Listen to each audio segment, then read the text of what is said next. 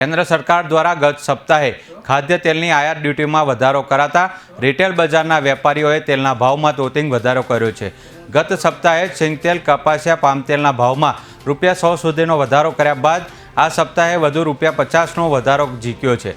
कपासिया अने पामतेलना भावमां 250 થી 300 રૂપિયાનો વધારો થતાં ગૃહિણીઓનું બજેટ ખોરવાયું છે।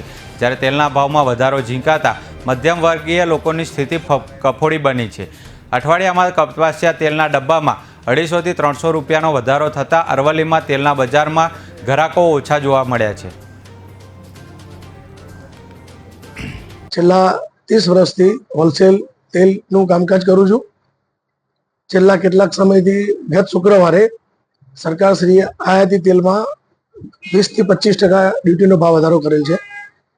એના કારણે સોયાબીન, સનફ્લાવર અને પામોલીન ઇમ્પોર્ટેડ તેલ આવે છે એ તેલના અંદર પ્રતિ ટીન એટલે કે 15 કિલો ડબ્બા એ લગભગ 250 થી 300 રૂપિયા જેવો ભાવ વધારો થયેલો છે।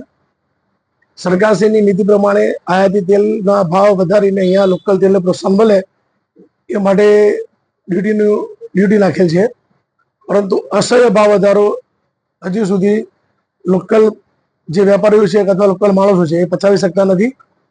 ઓચિંતો ભાવ વધારો 200-300 ડબ્બાનો થયો છે, જેના કારણે નાના જે માણસો છે, મધ્યમ વર્ગના માણસો એ અત્યારે 15 કિલોના જગ્યાએ 5 કિલોની ટીન લઈને ચલાવે છે।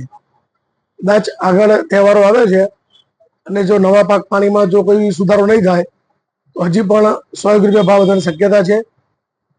અને કદાચ અત્યારે જે કપાસિયા તેલ, સોયાબીન, સનફ્લાવર, પામોલીન એમાં જે ડબ્બાએ 300 રૂપિયા વધેલા છે, હાલ પૂરતું દિવાળી સુધી આમાં કોઈ ભાવ ઘટે એવું કોઈ સંજોગો લાગતા નથી, સિવાય કે સરકારશ્રીની કોઈ ડ્યુટીમાં કોઈ પોલિસીમાં ફેરફાર થાય યા કોઈ નિયંત્રણ આવે। અત્યારે આ ભાવમાં પણ થોડી ગારાકી છે ને આગળ નવરાત્રીનો તહેવાર, દિવાળીનો તહેવાર એ સુધા એવું લાગે છે કે ભાવ દિવાળી સુધી કદાચ નહીં ઘટે। અમારી પેઢી ગૌતમ ટ્રેડિંગ કંપની છેલ્લા 50 વર્ષથી ચાલે છે।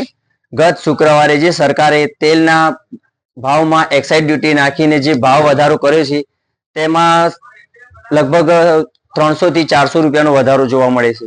તેમાં અમારા વેપારી લોકોને એમાં વેપારનો મુશ્કેલ પડી છે। છેલ્લા લગભગ એક દિવસમાં 100 ડબ્બાનો વેપાર હતો, જે ઘટીને સીધો 10 ડબ્બાનો માળ વેપાર થાય છે। એ પણ કેટલા ગ્રાહકો પૂછીને જતા રહે છે અને ગ્રાહકને લાગે છે કે વેપારીએ ભાવ વધારે છે, પણ વેપારીને એમાં કંઈ લેવા દેવા જ નથી। અને આ માટે સરકાર કોઈ નિયંત્રણ પગલાં લે તો ગ્રાહક એવી માંગ કરી રહ્યા છે।